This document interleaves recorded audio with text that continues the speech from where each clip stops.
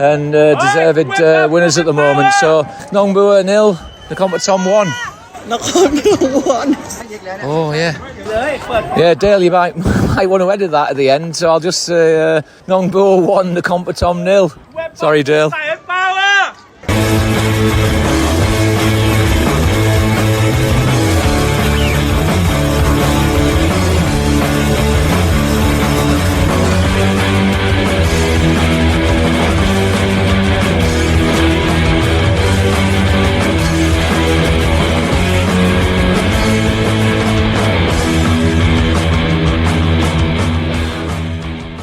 Hello and welcome to episode 56 of a Thai football podcast. On this week's show, Tim, Val and Clare invite us into their crazy world of man bags, footballing, lookalikes and crocheting, and they even give us the occasional update from the Chonburi versus Samut Prakan City match. Lyle, who you've just heard opening the show, travels to Nongbua to watch his beloved Nakhon Pathom Utd in action. Dale interviews freelance journalist Simon Causton about his role with the Phuket News, the rebirth of the local football club, and his time covering the Bangkok-based teams for the Big Chilli and Associated Press. Gian joins us to review Muang Thong Utd's opening 3 games and shares his opinions on the coach.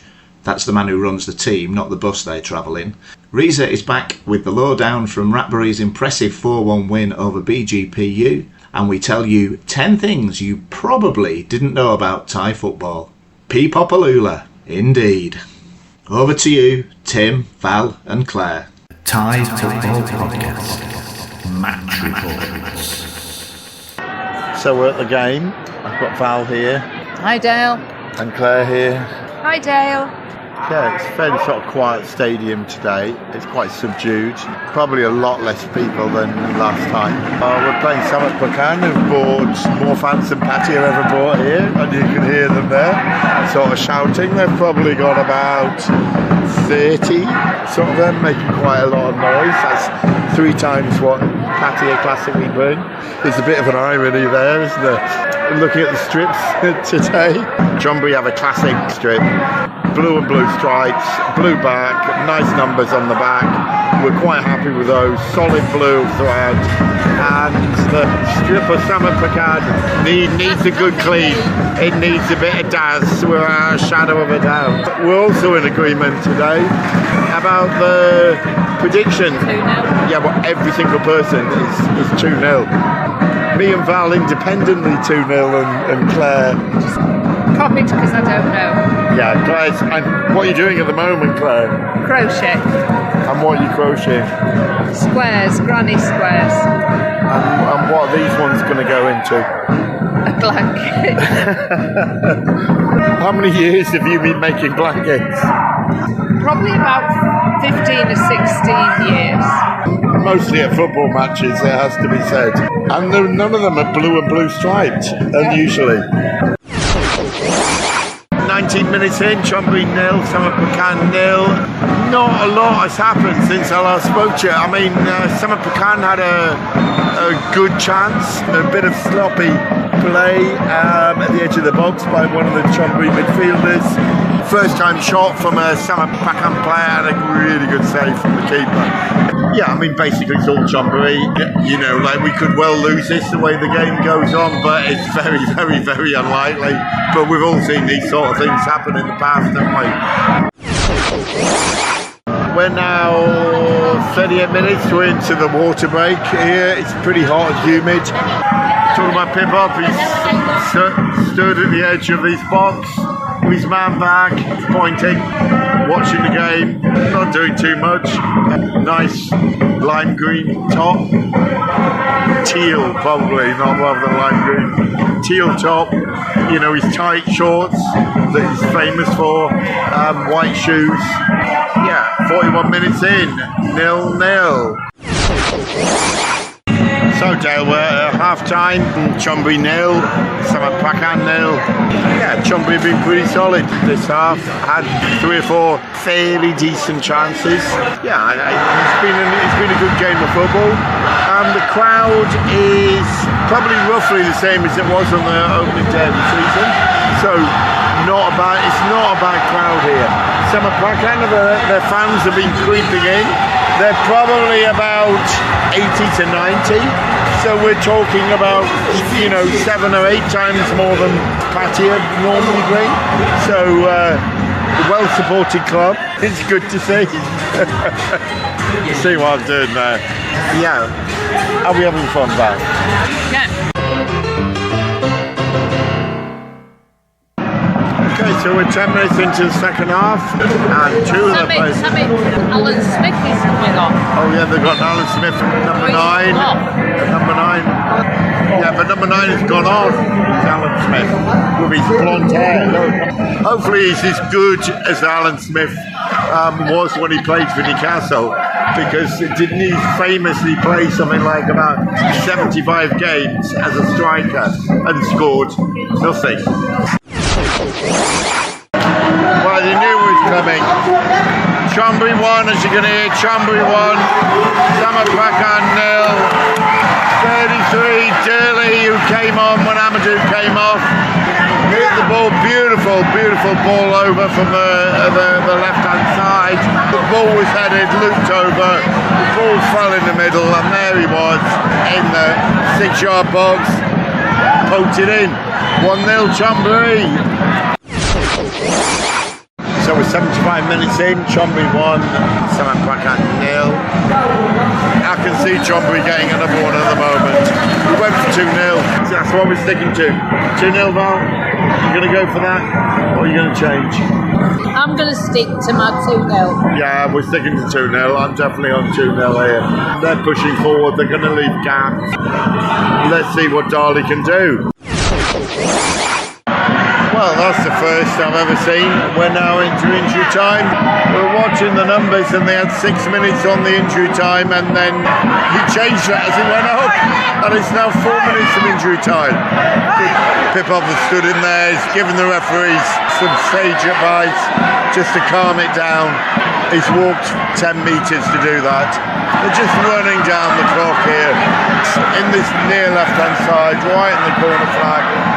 Good professional play. Yeah, we're going to win this. It's going to be 1-0. Yeah, we're back at the car. Chonburi 1, Samut Prakan 0. Great day at the office. Happy, Claire? Yes, it was good. Quite exciting at the end. Yeah.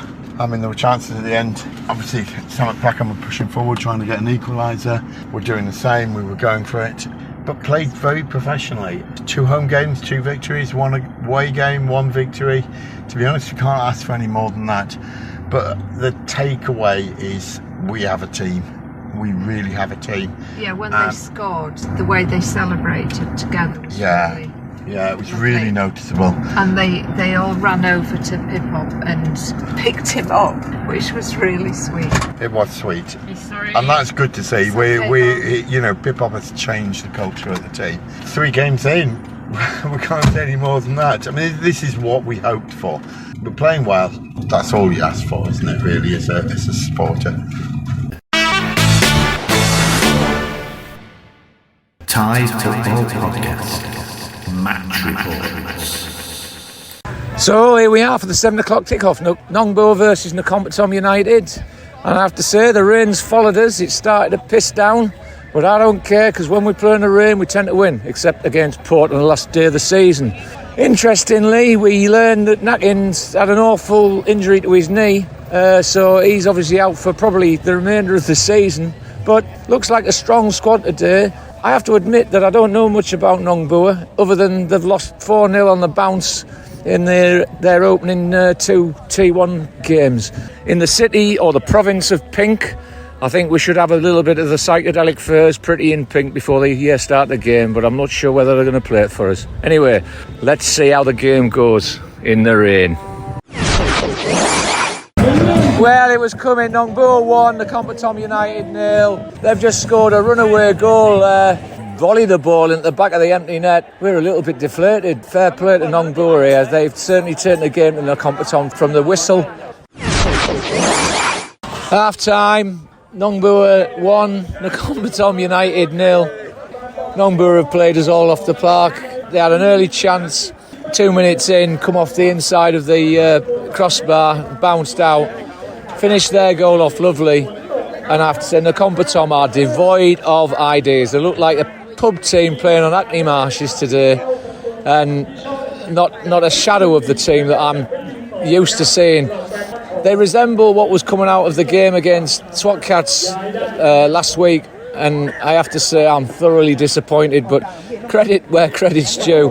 The whole Nongbua team have been exceptional, holding the ball, making the passes, bringing the two lads playing out wide into the game, and have outclassed us. So I'm a bit disappointed. I'm going to go and get a beer.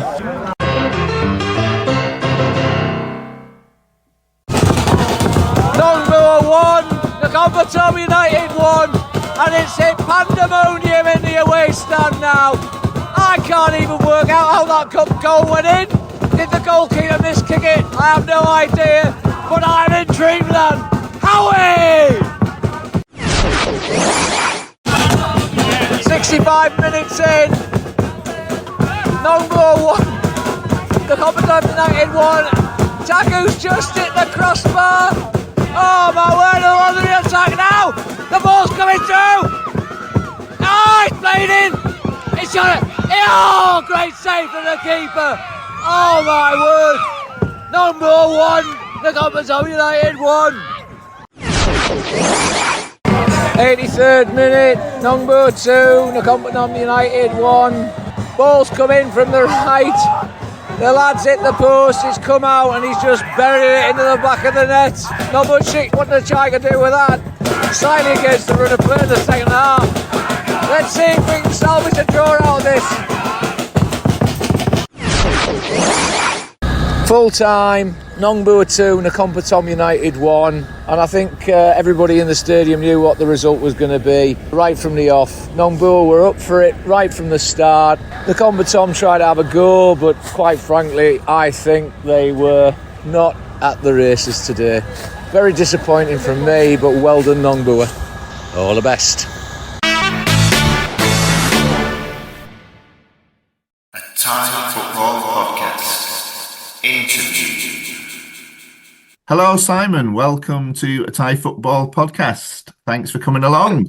Hi, Dale. Nice to talk to you. We're here to talk about Phuket Andaman FC. But before we get into that, can you just give us a little bit about your background? I'm from the UK originally, but I've been in Thailand on and off for the last 20 years, living in Bangkok, and for the last 2 years in Phuket. I do lots of things, but in relevance to football, I do a lot of freelance work writing for Phuket News, and I cover Phuket Andaman FC. I've always enjoyed writing, so I write a lot of other genres apart from sport, but I used to cover Muang Thong FC and Bangkok United and lots of Champions League football for the Press Association when I lived in Bangkok. There seems to be a lot more interest in local press with the local football teams these days, which is a good sign, isn't it? How did you get involved with the Phuket News? I know the owners, and I just contacted them. I've been writing an opinion article every week for the last 6 months or so. I contacted them saying, for this season going forward, would they like me to write an article following match day experiences and what it's like home and away? So I thought it's something people like to follow. Like you said, there's definitely an interest there. And over the last couple of years since Phuket Andaman reformed, it's been really hard to find any information about what they're doing, when they're playing, who the signings are, where to go. So there's definitely a local expat community who'd love to go and watch football every week. What was your involvement with the club before that? As you said, you've only been in Phuket a relatively short time. So had you been following them prior to covering them officially? For the last 2 seasons, I've been going to watch all the home games regularly, been up and down during that time. But yeah, I've been following them as a supporter. You mentioned that it's been pretty hard to get information about the club in the last couple of years, but that's all about to change, isn't it, with the new ownership? We've had Russ on the programme a couple of times, and he's outlined his very exciting plans for the future of the club. First of all, what is your impression of what is going on down there at the moment? I think it's hugely positive. What Russ and the Higher Sporting Academy are looking to do there is admirable, ambitious, and I think realistic. They've already brought lots of new ideas in, coaching staff. They seem to be attracting lots of young talent in. They finally got a training ground which they use every week religiously rather than rotating between 6 or 7 different sites beforehand on a weekly basis, and players were only finding out each day where they would be training. it just seems more professional. And they've got ambitions which I think are realistic.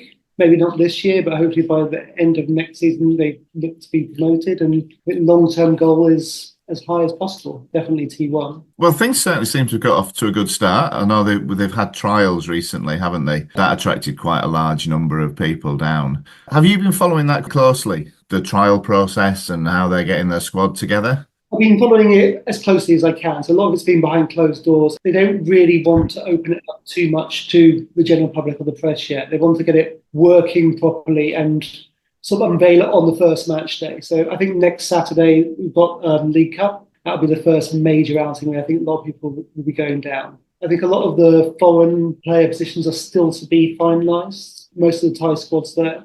So yeah, it's exciting. I think the squad they've actually managed to form involves lots of players who would be playing at a higher level beforehand, but are excited about the project going forward. What's your relationship been like with the club? Have they kind of invited you in with open arms and, made you welcome? Obviously they have to be quite cautious, as you said. They've been doing these behind closed door trials and training sessions. But other than that, are they quite open to you having access to them? And you did an interview with Russ, I know about that. What's that relationship like, and how do you see that going in the future? I mean, Russ has been hugely welcoming. He's not like many other Thai football chairmen. He goes every training session. He's always open for questions, wants people to be involved as much as possible. So I can see myself being very involved going forward, talking to him, getting as much feedback as possible. That's good to hear. I think it is very healthy, isn't it, for the local press in particular and the clubs to have a good relationship, because they're linked to the fans in a lot of ways. And talking about the fans, what's been the response like down on Phuket? Because we know from the history of the club there's been one or two false starts and false dawns where they've looked like they're going to progress and then everything's just fallen apart. So what's been their reaction to the takeover? I think cautiously optimistic. As you said before, there's been a lot of false dawns beforehand, but it could only really get better. The chairman beforehand was never there. There was no input or any desire to go anywhere near motion as far as we could really tell. And now there seems to be a set plan. And whereas the communication is not quite there yet, I can see it slowly building. And I think they are excited. There's a lot more fever about it than beforehand. And people actually know when they're playing, which helps. They got the fixture list out pretty quickly, didn't they? Which is something that I know a lot of fans really get wound up about, the fact that fixtures aren't available until pretty much opening day. So that's one step in the right direction for sure. What else are they doing in the town, on the island? Just launched an academy today, I think, from 5 to 16-year-olds to try and attract young talent in. I think Russ has a lot more planned, but at the moment he's just concentrating getting the squad going and working, and then the marketing. I know he's talked about ideas about road shows, trying to get all the local schools, both international and locals involved, trying to attract fans from all over the island. Do you think it's going to be a success? Yeah, I think there's a catchment area here which is really wanting a good quality football team, and there's no reason why they can't be promoted this season even, but definitely by next season I see T2. T2 seems extremely hard to get out of, in my opinion, the whole system of playoffs. But once they're up there, I think that they can push forward. There's definitely the interest in the players wanting to come to a good place. What Russ is offering in terms of like medical insurance and being paid on time and good proper facilities going forward, I think will attract premium young players to the area. He seems very focused on young academy players rather than experienced players. And what about the season ahead? Where do you see that going? T3 is challenging, but I think with proper training and camaraderie, it goes a long way, even with the same squad. Organisation helps a lot, as you probably know from Thai football as well. The amount of chaos that happens sometimes can really have a huge effect. Lots of interesting away trips as well. Fairly long ones, 11 hours I think is the longest, but yeah, some interesting places down south that would not usually be on the radar. Are you hoping to get to as many of these games as possible? Family allowing. I'll have to talk to the wife, but yeah. If I can get to as many as possible, would be good. You could always take her with you. Yes, well, we'll see. Not as prime tourist spots, and sometimes are very reluctant to go very far south to the border areas. Well, that's understandable. Can we just talk a little bit about you? I was interested in what you said in your little introduction, that you'd covered Muang Thong United and Bangkok United. How did that come about, and what was your involvement with those two clubs? Talking about almost 20 years ago now, that I started following Bangkok United and used to go and watch them avidly, game upon game. I never saw them win for about half a season. And then I started writing for Big Chilli magazine and BKK magazine. And then someone approached me asking if I wanted to do some Champions League writing for the Press Association. Good to go to the games back then, seeing different players and the development as well, because it's really moved on at that time. That was before Buriram even existed. It is interesting. It's something I'm always very conscious of when I speak to people who've kind of got involved in Thai football, following it in the last 10, 15 years, just how far it has come in such a relatively short space of time. And you just alluded to that there. It was very different back then, wasn't it? In your opinion, what have been the best things to happen during your time following Thai football? It's hard to say. I mean, not at T3 level, but definitely in T1 level. Professionalism has gone up hugely. The standard of players recruited is far better. And the coaching. Foreign players and the coaches that are now coming in are of a standard which was never there beforehand. You had journeymen coming in beforehand who you never would see anywhere else. They were just playing for the money rather than for the actual club and the chance of moving on to somewhere else, hopefully. The overall product, for want of a better word, has improved as well, hasn't it? It was, as you've said again, it was difficult to get information, even in the top leagues, even in Thai. The coverage has improved. That's something that I've noticed. It's on TV now. You can buy a package and people actually want to see it. Whereas when I first started going, you asked local fans who they supported, and they would always tell you the English team first, the Thai team second. They had no real interest in the league. It was mostly students and young people who were going along just with their mates. But it's redeveloped now. I think that actually you see so many Buriram or Bangkok United shirts out on the streets, which you never saw before. And I think as well, the amount of interest that there is in Thai football is just astonishing now. I could never have envisaged a time when we'd have this passion for the local game. I mean, it's not just the Thais, it's the foreigners as well who've got so involved and have invested in it. And obviously you played a slight part in that with your Big Chilli and BKK magazine coverage. What was your remit then? I only did it as freelance with emphasis on free all the time. I just did it as a passion project. I always wanted to try and promote it as much as possible because I saw that it was football how it should be. Whereas back in the UK, I'm a Chelsea fan. I used to go and watch Conference League football at the same time. And I always loved the fact that there was that connection with the fans. And you could actually talk to the players and interact with them, and they were local people. And that's what Thai football feels like to me as well, where you have that connection with the players. They seem to actually want the fans to be there, actually want to interact and involve. It's actually a fans club rather than a club which is a plaything for somebody else. That's certainly been my experience as well. What you were saying about getting information earlier, but right back in the early days when I started following Chonburi, I used to have to ring one of the players to find out when the matches were. He clearly wanted me to come along. He used to tell me what time kickoff was and where we were playing. And Muang Thong United, presumably that was part of your remit for the Big Chilli, was it, to cover them being the local side? For the Press Association, mostly. So just the Champions League, I used to go along and just watch the games, write reports for them. At that time, there was a lot of interest from ESPN and Star. They covered the Thai game. They seemed to tap into that market quite early. Robbie Fowler was just arriving, I think, on the books. And just even from the UK, people were like, oh, there's actually players playing abroad somewhere else. And there's games played outside of the UK. The Robbie Fowler thing was quite interesting because I think the consensus is it didn't work out. It certainly didn't work out for him as a coach. I mean, it's debatable whether his playing career here was a success. As you say, it certainly created a lot of interest, didn't it? And it probably opened up a few gates, really, for a lot of players to come over and take the Thai league seriously.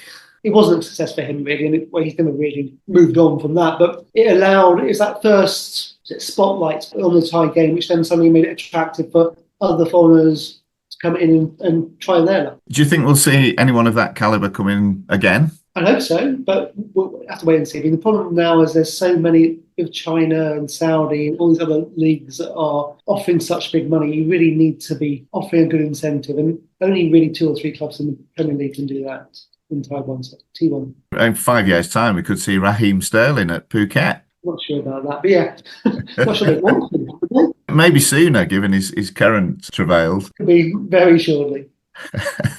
Just before we finish, I'm going to put you on the spot here, and I'm going to ask you for a prediction. It's something I don't like doing, so I understand if people are a little bit wary. But what is your prediction, first of all, for this season for Phuket Andaman, and then ideally, where would you like to see them in 5 years' time? I think this season first, and they'll go up. I think they'll surprise a lot of people. And 5 years, I would think settled in T1, but I don't think, not challenging, but settled mid-table 2. I think that's quite realistic, to be honest. Yeah, I hope so. I think there's definitely a need for a Southern team in T1 because there hasn't really been a team from this far south in the top league. Why do you think that is? It's something that often gets discussed. Why do you think Southern teams can't compete? Is it the location, the distance? I think so. I think it's the money, really. I mean, Thailand's always been so Bangkok-centric. It wasn't until Buriram really came along. Before that, of the Premier League teams, 90% of them were all from Bangkok, and most of them playing within 5-10 miles of each other. As we expand, hopefully more money comes south, and then other teams as well will follow suit. But we'll see. Well, Nakhon Pathom came very close, didn't they, last season? They were extremely unlucky, and that was a terrible way to lose out. And you've got the northern teams, I suppose. Chiang Mai have done it in the last 5 or 6 years they've been up there. Yeah, well, hopefully. I mean, hopefully we will get a surge of teams from the south playing in the top flight, and all being well, Phuket Andaman will be at the front of that. So all the best to them for this season and beyond. And thanks for that. It's been fascinating. I've really enjoyed that, and it was nice to hear a little bit about your background and history too. Cheers, there. Thank you. Thanks there to Simon for taking the time to speak to us this week. And next up, we've got Gian with a little update for us. Hi, Gian. Hi, Dale. Just giving my thoughts on Muang Thong Utd's start to the season. Now with 3 games played, the Karens have 1 win, 1 loss and 1 draw, which gives them 4 points from their opening 3 games. Now that's not a great start, but we should remember that Muang Thong are a team that typically starts pretty badly. And actually, it's our second best start in the last 5 years. So last year we had only 1 point after 3 games. The year before that, it was 2 after 3 games. Only in 21-22 did we have a better season than this, where we picked up 5 points from our first 3 games, and the year before that, even it was only 3 points. So slow starts are very much in Muang Thong's nature, but I've already seen quite a lot of backlash against the coach already. I saw some. I think most fans in the stadium, at least at the home game against Lamphun, where we won 1-0, most were positive. I've seen some complaints about him, and I understand where they're coming from. I think that Muang Thong's selections are quite defensive.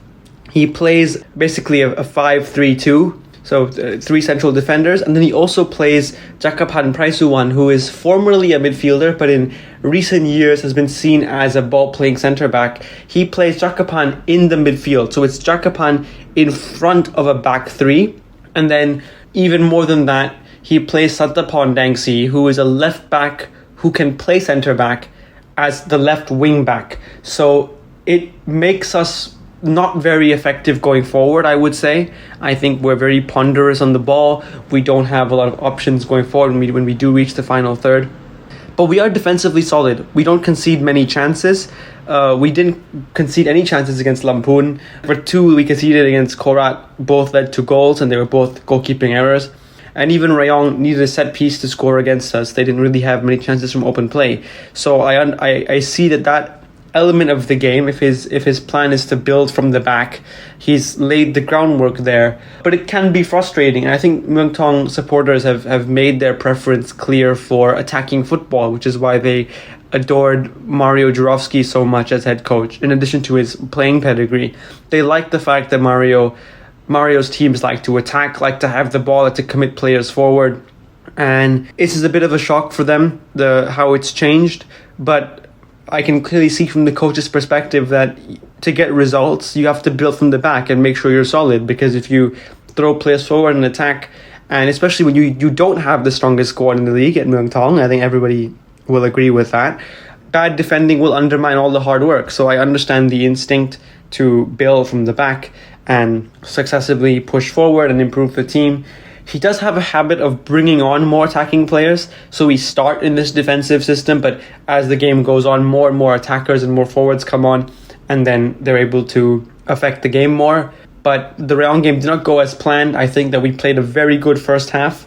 I had to watch from my bedroom. I couldn't make the trip over to Rayong to watch this one. But yeah, I think we played very well in the first half, and then second half we tailed off big time. Not only did we let them score, but we let them take control of the game at some parts, which I thought was disappointing. And we didn't create enough. We didn't look like scoring a second at any point, I felt, which was quite disappointing. So that's an unfortunate result for us. But of course, Rayong did take 3 points off BG, away in Pathum Thani, and they gave Port a run for their money as well. So best not to judge too soon. Give Gino time.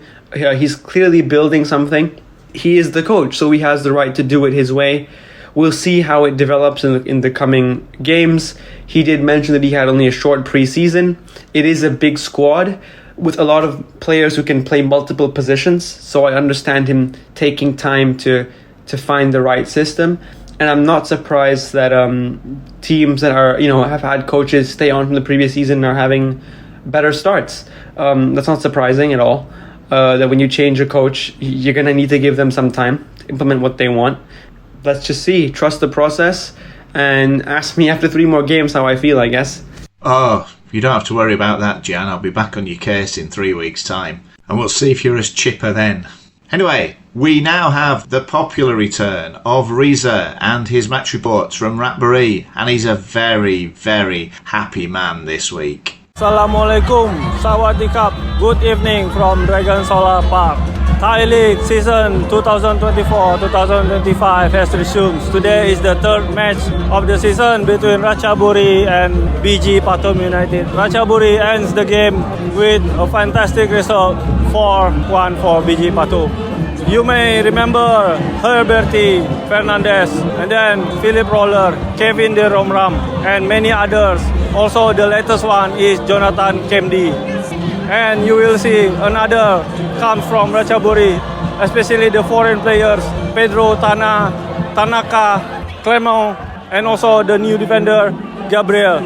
Yes, Ratchaburi always brings quality for Thai football. There it is. The match itself, very entertaining, even with the red card by the BG goalkeeper. Well, it's football. You have to follow the rules. See you on the next one. Come on, you Dragons. Thanks, Riza. It's great to have you back, and what a wonderful way to reintroduce yourself. A thumping 4-1 win. So that's pretty much it for this week. Thanks to Tim, Val, Claire, Lyle, Simon, Gian and Riza for all your contributions, and thanks very much for listening. But just before we go, I'm going to leave you with something a little bit informative and a little bit educational. 10 things you probably didn't know about Thai football. Muse on these until next week. 10 things you didn't know about Thai football. Number 1. Muang Thong United defender Tristan Do has a giant tattoo of Thai model and actress Eurasia Yaya Spurbund on his chest. The process took 14 hours to complete and he fainted 3 times. Number 2. Groundhopper Paul Quinn claims he has a blade of grass from every T3 stadium in the country, including from those with artificial surfaces. Number 3. Every episode of a Thai football podcast has included a subliminal message encouraging listeners to support Madam Pang unconditionally. Number 4. Igor Danapopovic, the world's smallest man, once had trials with Chonburi FC. Number 5. In 2006, a TPL match between Bangkok University and Krung Thai Bank had to be played without match officials. The referee and his 3 assistants ended up 200 miles away after someone inputted the wrong information on the Footballogy Groundhopper app. The game finished 0-0 and both teams had a player sent off. Number 6. Romantic novelist Danielle Steele is a fan of T2 side Ayutthaya United. Number 7. Bangkok United chairman Kakorn Chia Ravanont is a big fan of 1980s UK new romantic band Spandau Ballet and insists that the team have the name of his favourite song on their shirts. Number 8. Due to a typing error on their original application form, Pattaya United is officially registered as Pattaya Untied and have to be referred to by this name in all correspondence. Number 9. Hollywood superstars Ryan Reynolds and Rob McElhenney seriously considered buying Lampoon Warriors before eventually purchasing Wrexham. Their reasoning being that Welsh is easier to learn than Thai and Wales is closer to Philadelphia, both geographically and culturally. Number 10. 4 Buriram United players recently appeared on the highbrow Thai TV show Chalat Mark to discuss philosophy. During the course of the programme, Super Chai Jaided proffered the concept that mind or spirit manifested itself in a set of contradictions and oppositions that it ultimately integrated and united without eliminating either pole or reducing one to the other. Artit Berg argued all the preparations of reason in what may be called pure philosophy are in reality directed to 3 problems only: God, the soul and freedom. Leon James stated, despotism is an acceptable form of government for those societies that are backward, as long as the despot has the best interests of the people at heart because of the barriers to spontaneous progress. And Tiraton Bunmatan concluded by suggesting that sausages should be accepted as legal currency.